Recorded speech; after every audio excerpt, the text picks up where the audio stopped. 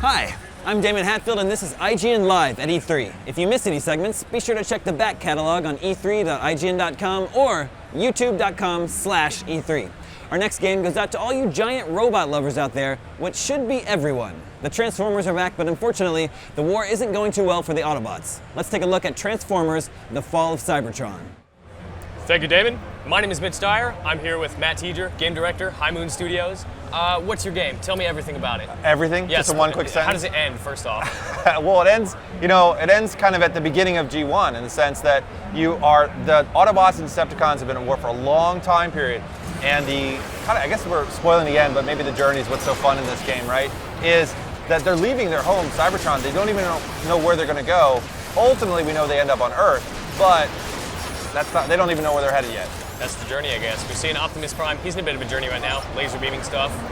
Yeah, well, Optimus is a great character, right? He is the leader of the Autobots. He is super powerful for a reason, and we really wanted to show him off as the leader in as many ways as we could. That's the story, the audio, but also like what his ability is. And so his special abilities, you can see him on the screen occasionally, is he can control Metroplex, a city-sized transformer. That's big. And he's huge.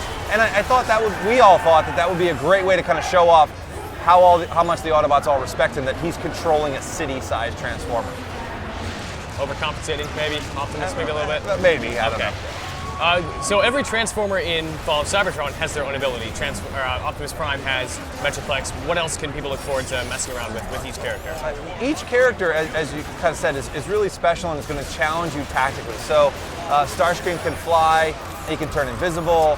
Grimlock, my personal favorite, right? That's a dinosaur. He turns into a dinosaur.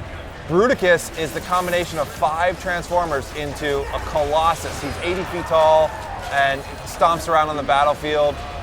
We've got Bumblebee as a playable character. We've got Cliff Jumper.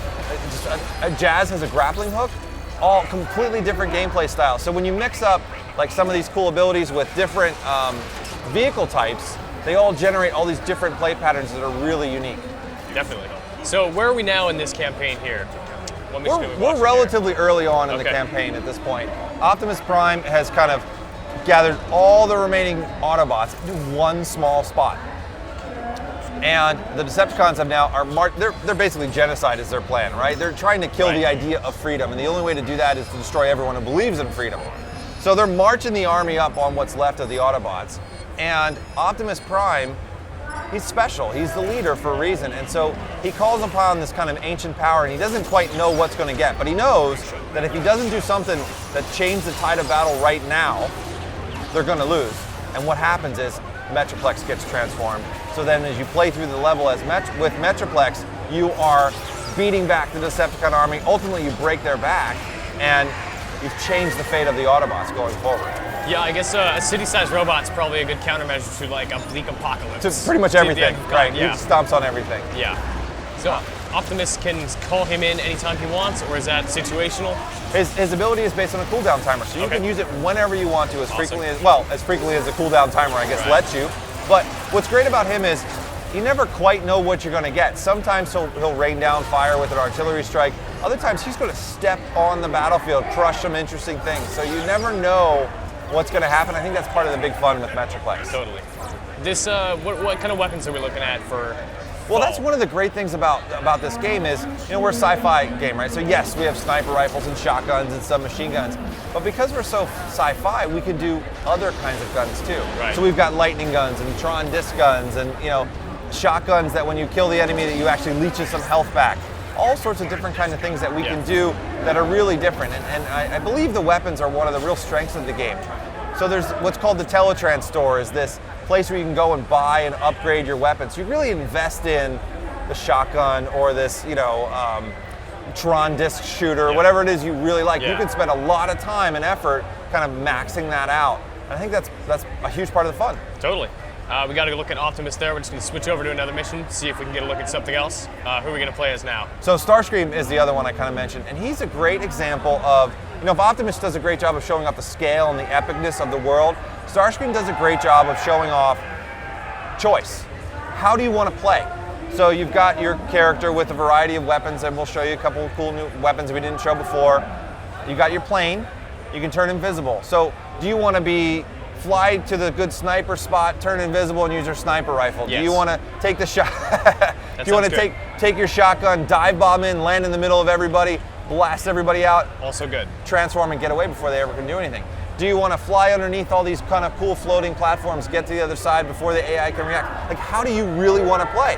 When you add that to all the multipliers at all these different kind of weapon styles, your vehicle type, your special ability, you really can play any way you want.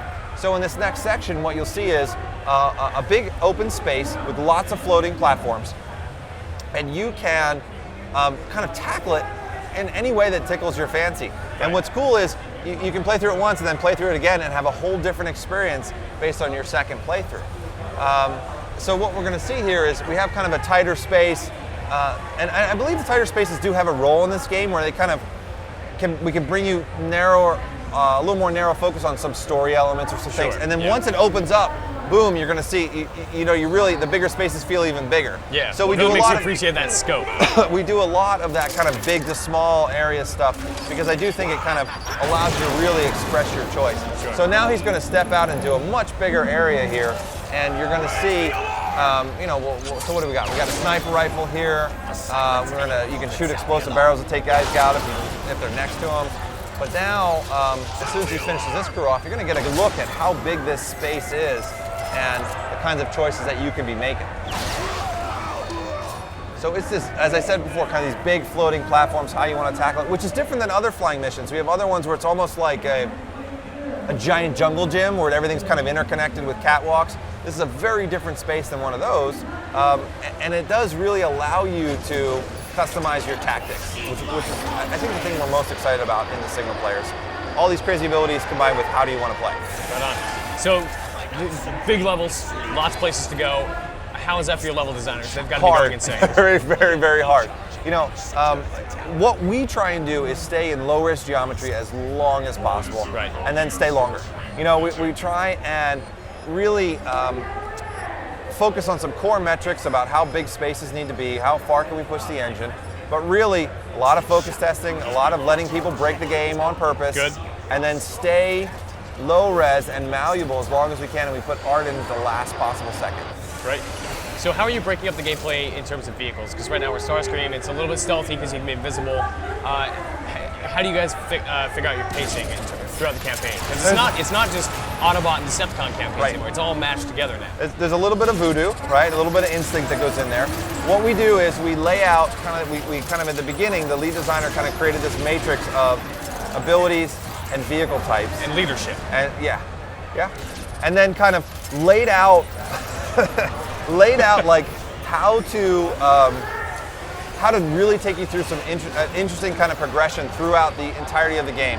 From there, we laid out Autobot, Decepticons, story pieces. It really is actually focused on core gameplay first in terms of, okay, when's our first flying mission? When's our second flying mission? Okay, you've used this mechanic before. How can we advance that mechanic 45 minutes later, not 2 hours later, because that's too far away. So just, you know what I mean? Like that kind of stuff is what we did. It's all really kind of laid out that way. Awesome. When's it out? Pardon me. We are coming out on August 28th, so it's not that far away. I'm really excited for gamers to get their hands on it. Coming out on 360 and the PS3, and one of our big announcements is we found a partner to work with. We have a PC SKU as well, same day and date. Really excited for that. Awesome. Looking forward to it. All right, that's it for our Transformer show. We're going to take it back to you, the beautiful, the lovely Damon Hatfield. Thanks, guys. So how do you like giant robots, my audience? Let us know by leaving a comment below or following IGN on Twitter and tweeting out to us. Right now, it's time to serve up the brains because a few zombies are going to shamble onto the set. The Walking Dead Episode 2 is coming next.